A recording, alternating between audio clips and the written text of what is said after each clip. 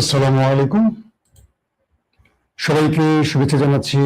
মাসুম মাহবুব দেখছেন open page YouTube channel এবং মাসুম মাহবুব Facebook page. বেশ কিছু গুরুত্বপূর্ণ খবর আছে, বলতে পারি বিগ ব্রেকিং খবর আছে আজকের লাইভ সেশনে। প্রথম গুরুত্বপূর্ণ খবরটি হলো, এবার ইরান আমেরিকার উপর আবারও ড্রোন অ্যাটাক চালালো। কেন ইরান আমেরিকার উপর হঠাৎ করে যুদ্ধবিরতির মাঝেই এই অ্যাটাক চালালো? দ্বিতীয় গুরুত্বপূর্ণ খবর, ইসরায়েল আমেরিকাকে কোনোভাবে ইরানের হামলা থেকে উঠে আসতে দিচ্ছে না। 3 নম্বর গুরুত্বপূর্ণ খবর, আজ পাকিস্তানে আমেরিকার সাথে ইরানের যে গুরুত্বপূর্ণ আলোচনা হবার কথা, সেখানে ইরান যাচ্ছে না বলে জানানো হয়েছে। পাশাপাশি হরমুজ প্রণালীতে এখন যুদ্ধংদেহী মনোভাব নিয়ে ইরান আমেরিকা মুখোমুখি অবস্থানে যে কোনো সময় বড় হামলার ঘটনা করতে পারে। দর্শক, আপনারা কি সবাই শুনছেন? সাউন্ড একদম ঠিক আছে? এক ভাই লিখছেন সাউন্ড ক্লিয়ার না, আরেক ভাই লিখছেন সাউন্ড গুড। এই দুই ভাইয়ের মাঝে কে সত্য বলছেন? আপনারা এখন কমেন্ট করেন। আসাদ লন্ডন থেকে, ওমান থেকে মিজান ভাই, ওকে, সবাই ক্লিয়ার বলছেন। যিনি ক্লিয়ার না বলছেন, আমি জানি না কেন বলছেন। যে খবরটি দিয়ে শুরু করতে চাই, আজ পাকিস্তানে আমেরিকা এবং ইরানের মধ্যে দ্বিতীয় দফা বৈঠক হবার কথা, এবং আর মাত্র কয়েকদিন আছে যুদ্ধবিরতির মেয়াদ, মেবি 3 দিনের মতো আছে। প্রশ্ন হলো, সকালবেলা যে তথ্যটি আমরা পেলাম, সবচেয়ে বড় ব্রেকিং খবর, ইরানের তাসনিম নিউজের সূত্রে ইরান এই আলোচনা যাবে না। তার প্রধান কারণ, ইরান উল্লেখ করেছে যে মার্কিন যুক্তরাষ্ট্র হরমুজ প্রণালীতে যে নৌ অবরোধ করে রেখেছে, যতক্ষণ পর্যন্ত এই নৌ অবরোধ আমেরিকা না তুলবে এবং আমেরিকা হরমুজ থেকে কেটে না পড়বে, ইরান আমেরিকার সাথে কোনো প্রকার আলোচনায় বসবে না। ইরান বলছে যে আমরা হরমুজ খুলে দিয়েছিলাম, কিন্তু আমেরিকা হরমুজে তার একটার পর একটা যুদ্ধ জাহাজ, অ্যাটাকিং হেলিকপ্টার এবং সেনা বৃদ্ধি করে যাচ্ছিল, যেটা যুদ্ধবিরতির পুরো লঙ্ঘন। ইরান বলছে, যদি আমেরিকা সত্যিকার অর্থে এই অঞ্চলে শান্তি চাইতো, ইরান হরমুজ প্রণালী খুলে দেওয়ার সঙ্গে সঙ্গে এখান থেকে আমেরিকা চলে যেত। কিন্তু আমেরিকা শুনছে না তার দেশের কথা, কেবল একটি দেশ তাকে পুরোপুরি কন্ট্রোল করছে, আর সেই দেশটির নাম ইসরায়েল। ইরান বলছে, আমরা ট্রিগারে হাত রেখেছি, যদি এবার আমেরিকা কোনো মিস অ্যাডভেঞ্চার করে তার উত্তম জবাব দেব। আমেরিকার যে প্রতিনিধি দলটি পাকিস্তানে আসার কথা, সেই প্রতিনিধি দলের 3 জন ব্যক্তি গতবার মিটিং করেছিলেন, স্টিভ উইটকফ, জেরার্ড কুশনার এবং আরেকজন ছিলেন vice president JD Vance. Trump আজ এক টেলিভিশনের বক্তব্যে বলেছিলেন, এই নতুন আলোচনায়, মানে দ্বিতীয় দফা আলোচনায় জেডি ভ্যান্স হয়তো থাকছেন না, মানে ভাইস প্রেসিডেন্ট হয়তো থাকছেন না। থাকছেন কে কে? জেরার্ড কুশনার, ট্রাম্পের জামাতা, আর থাকছেন স্টিভ উইটকফ। বলা হচ্ছে এই দুজন ব্যক্তি ইসরায়েল পন্থী, অর্থাৎ আমেরিকা যে ইসরায়েলের লবিটি আছে, এই লবিটি সাধারণত কন্ট্রোল করে এই ব্যক্তিরা। এর মধ্যে পাকিস্তানে ইরানের সাথে আলোচনায়,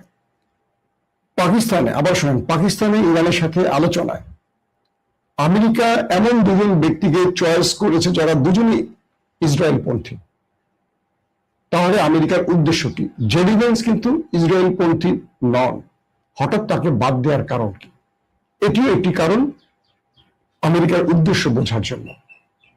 2 নম্বর গুরুত্বপূর্ণ খবর, হরমুজ প্রণালীতে হঠাৎ করে ইরানের একটি জাহাজ আটক করে আমেরিকা। হরমুজ প্রণালীতে, অর্থাৎ চীন থেকে একটি মালবাহী কার্গো ইরানে আসার পথে আমেরিকা সেটিকে আটক করে।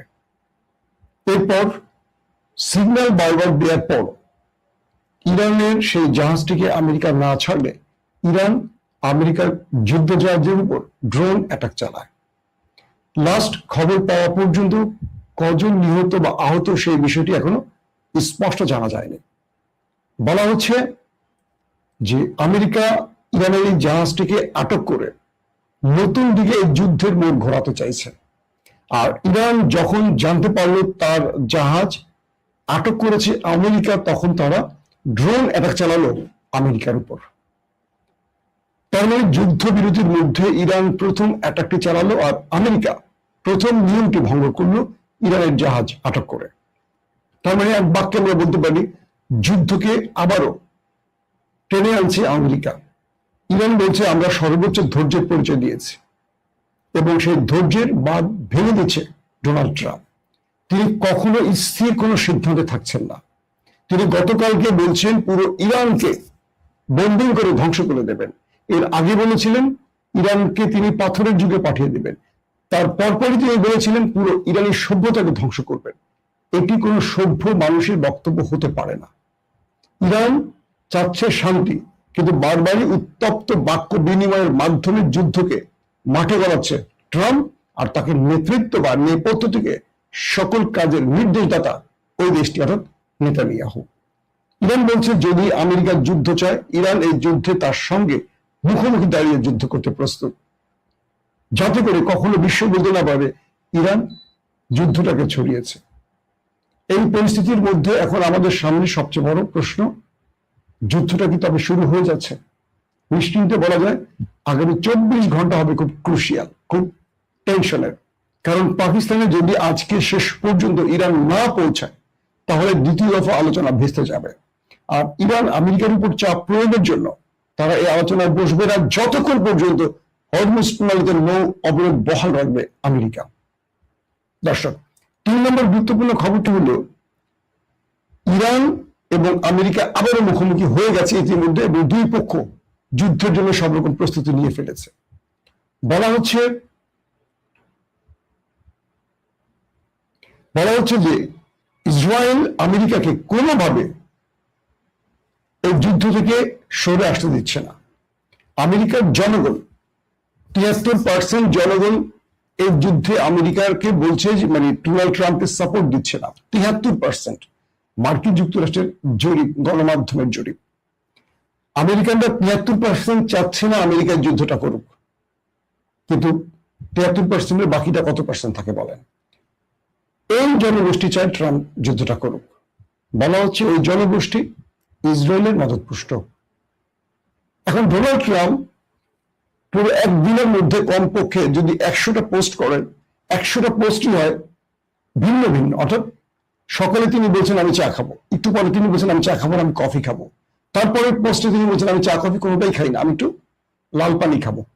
তো একটা ব্যক্তির এই বক্তব্যের উপর স্থির থেকে ইরান কোনো সিদ্ধান্ত নিতে পারছে না। ইরান কার্যত চাইছে যুদ্ধের পরস্পরই সমাপ্তি হোক, কারণ দিন শেষে ধ্বংসটা তো মধ্যপ্রাচ্যই হচ্ছে।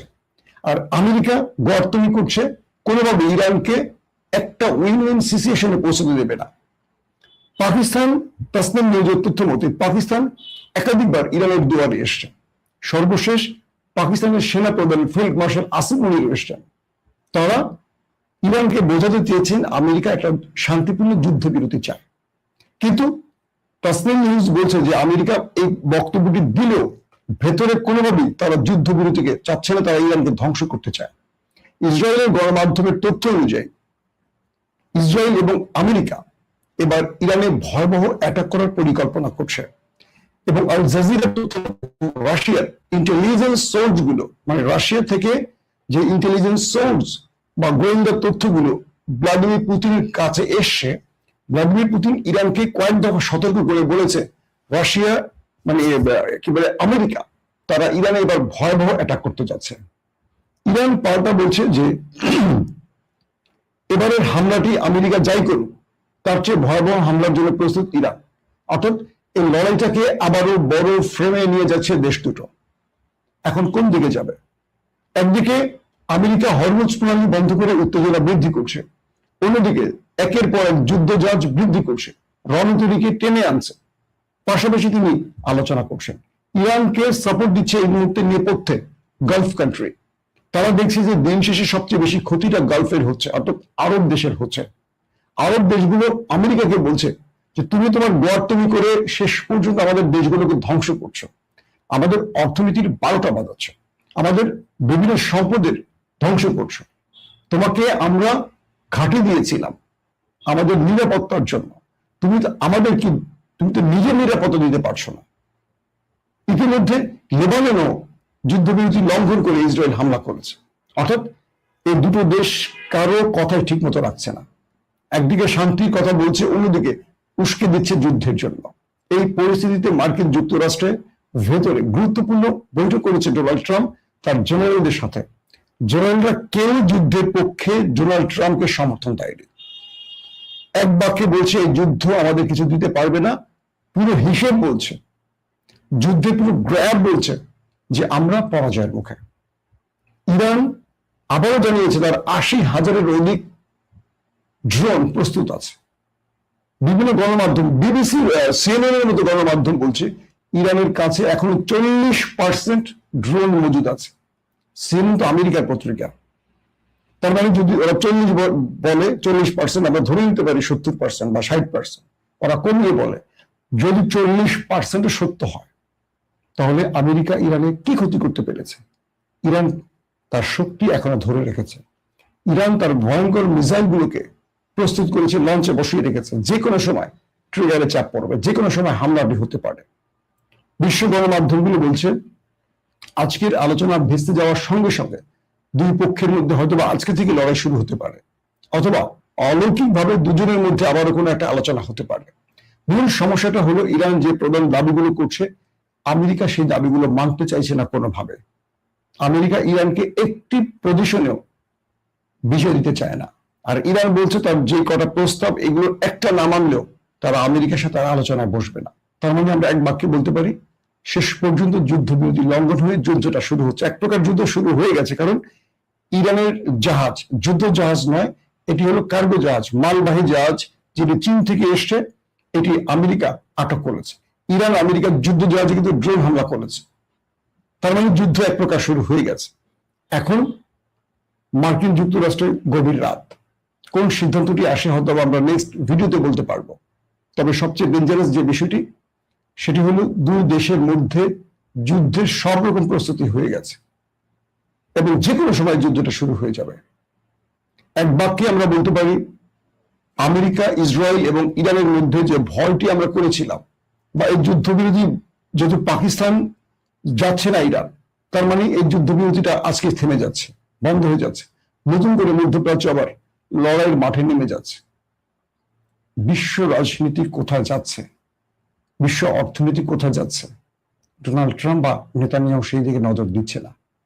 গোয়ার্তমি শেষ পর্যায়ে চলে গেছে। কেবল বাংলাদেশ নয়, পুরো পৃথিবী জ্বালানি সংকটে আছে। এই পরিস্থিতিতে ইউরোপ বারবারই আমেরিকাকে বলছে একটা উপায় বের করে বের হয়ে আসতে, কিন্তু আমেরিকা ইউরোপের কথাও শুনছে না, ন্যাটোর কথাও শুনছে না। আমেরিকা শুধু শুনছে নেতানিয়াহুর কথা। আল্লাহ হাফেজ। ওপেন দাইস মানে সত্যকে সত্য বলা, মিথ্যেকে মিথ্যে বলা। আমরা শোনা কথা নয়, চোখে যা দেখি তাই বলি।